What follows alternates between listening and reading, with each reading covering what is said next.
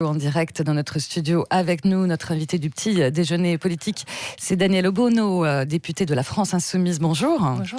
Daniel Obono, bonjour. Bonjour. Bienvenue sur Sud Radio et bonne année. Bonne année, meilleurs vœux. Bonne année à vous. Vous avez peut-être entendu Joseph Touvenel qui a dit que pour 2020, il souhaitait aux auditeurs de Sud Radio en particulier et aux Français en général une revalorisation du travail.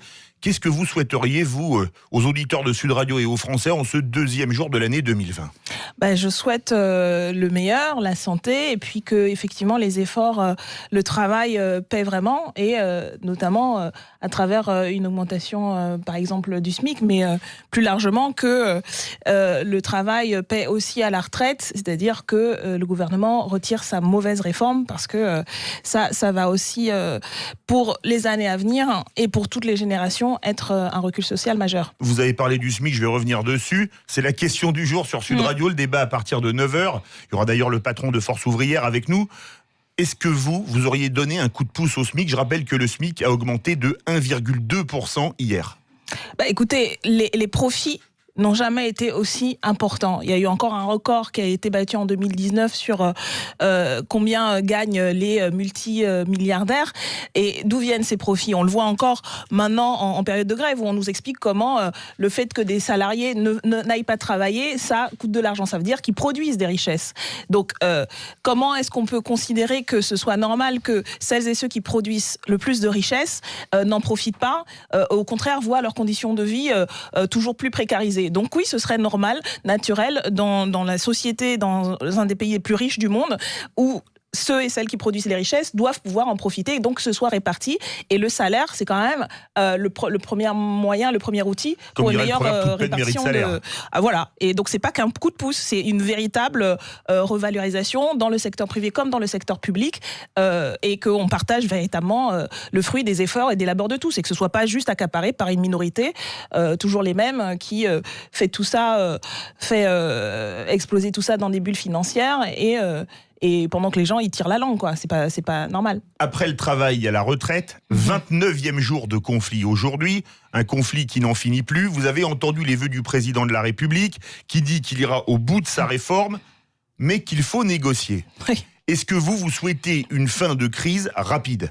Oui, mais je pense que... Je suis pas sûre que c'était vraiment des vœux en même temps, parce que franchement, au bout d'une minute, je pense que tout le monde a compris que c'était plus, permettez-moi l'expression, du foutage de gueule que des vœux. Vraiment. Parlons vrai, c'est écrit. Jean-Luc Mélenchon a parlé de déclaration de guerre par rapport aux vœux de Macron. Oui, parce que franchement, qu'est-ce qu'il a dit ? Voilà, ça c'est la Macronie, c'est le langage orwellien de la Macronie. Il reste droit dans ses bottes, mais faut pas lâcher du lest, il dit, je crois, à son Premier ministre. Mais on va négocier. Négocier quoi ? Il n'y a rien à négocier. La seule négociation possible, c'est à partir du moment où il retire sa mauvaise réforme. Je pense que ça a été expliqué en long, en large et en travers, malgré les tentatives assez piteuses des membres du gouvernement de nous expliquer à quel point cette réforme était soi-disant universelle, sauf pour toute une série de personnes dont on a vu que finalement, ils allaient avoir des régimes spécifiques, que c'était pour les précaires et les femmes, alors que c'est bien au contraire, ça va renforcer les inégalités.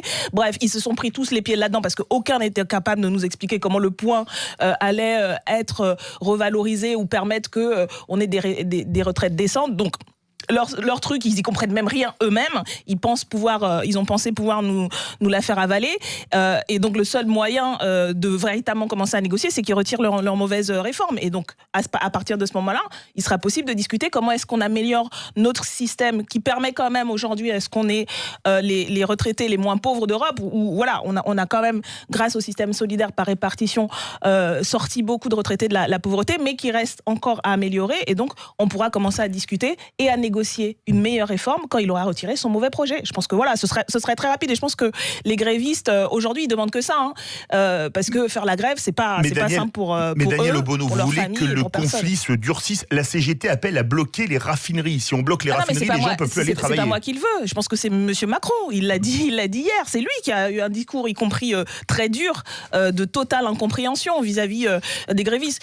Cet homme, quand même, on est cette année, après une année précédente confronte avec un mouvement social, le mouvement des Gilets jaunes, dont il explique qu'il a tout à fait compris, il a entendu, il a fait un grand dialogue qui est en fait un monologue interminable, extrêmement méprisant en fait. Et ça, c'était sa réponse aux Gilets jaunes. Les Gilets jaunes qui continuent à manifester quand même. C'est moins nombreux, mais on a vu qu'une jonction se faisait aussi avec les salariés aujourd'hui en lutte. Il nous dit ça, voilà, ça fait 2 ans maintenant qu'on a un pays qui est en crise, une crise après l'autre, et il nous dit en fait tout va bien, Madame la Marquise, je continue droit dans mes bottes. En vérité, il ne s'adressait pas aux Français et aux Françaises. Mais il s'adressait à une partie de l'électorat à qui il explique qu'il va continuer avec sa politique au service des plus riches, sa politique de répression. Quand il parle du dialogue républicain, moi je me demande si les LBD, les mains arrachées, les yeux éborgnés, c'est ça le dialogue républicain? Non, franchement, voilà, c'était plus, comme je dis, pas vraiment des vœux, mais plutôt une déclaration effectivement de guerre, comme l'a dit Jean-Luc Mélenchon. Proposer un référendum, ça aurait été un bon signe, ça, envoyé justement dans cette envie un petit peu de plus de dialogue ou pas? Ça peut être un outil, mais franchement, je pense qu'il n'y a pas besoin de tourner autour du pot. Qu'il retire sa mauvaise réforme. C'est une mauvaise réforme. C'est même il pas. Il n'y a rien à négocier, il faut carrément la retirer. Oui, qu'est-ce que vous voulez négocier? Le poids des chaînes, c'est-à-dire, on va dire, on va essayer de enlever ici, remettre ici, quand sur le fond, c'est une mauvaise réforme. À partir du moment où il refuse d'augmenter la part dévolue aux retraites dans la richesse produite, et encore une fois, je rappelle, la richesse n'a jamais été aussi importante dans ce pays. Les salariés n'ont jamais produit autant de richesse, n'ont jamais été aussi productifs. Donc ils refusent, ils maintiennent autour de ce chiffre de 14% qui sort de nulle part, cette part-là pour la richesse. Ça veut dire que mécaniquement, les retraites vont baisser. Et je pense que après les vœux, un autre élément qui est assez... c'est presque caricatural. Vous savez, la Légion d'honneur qui a été... on en a parlé ce matin. Alors, Jean-François Cirelli a été nommé officier de Légion d'honneur. Pour vous, c'est quoi? Parce que nous, depuis des semaines, on explique que, en vérité, cette réforme, elle a pour but de réduire la portion congrue, la retraite par répartition, le système solidaire, pour ouvrir la voie à la capitalisation. La capitalisation, c'est quoi? Ce sont les fonds de pension. Et qui est le plus grand fonds de gestion d'actifs financiers au monde? BlackRock. BlackRock qui a été reçu par 2 fois la première année en juin 2017, ce gouvernement vient à peine d'être installé, ce régime vient à peine d'être au pouvoir, et qui est-ce qui reçoit Larry Fink? En octobre 2017, cette fois c'est Monsieur Fink, le patron de BlackRock. Monde. Voilà. Et en octobre, c'est lui qui reçoit les ministres. C'est-à-dire qu'il a privatisé une salle de l'Élysée et il reçoit les uns après les autres Pénicaud, le maire, qui viennent lui expliquer comment ils vont mettre en place des ressources. Daniel Obono. Et ce monsieur Cirelli, il est... c'est le patron de BlackRock France, Luxembourg, Belgique. Voilà, et à qui on décerne la Légion d'honneur pour services rendus à la France. Qu'on m'explique quels sont les services rendus à la France.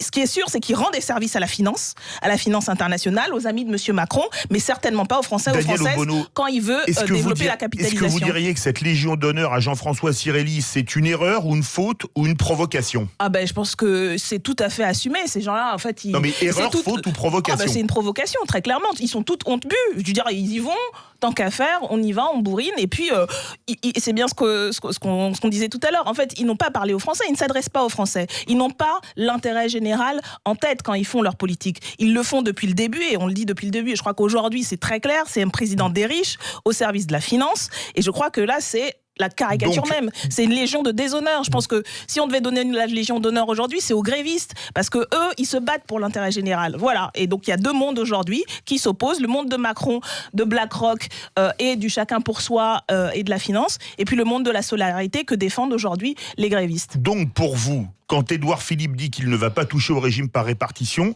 est-ce qu'il ment?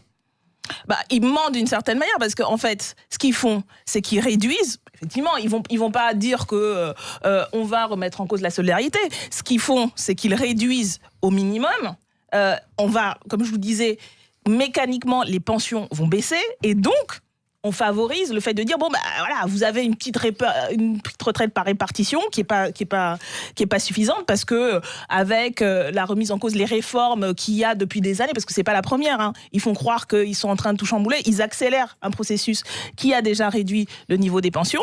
Donc bien sûr, il le touche pas, mais il le vide de la mécanique de solidarité. Et donc, que vont faire les gens très naturellement?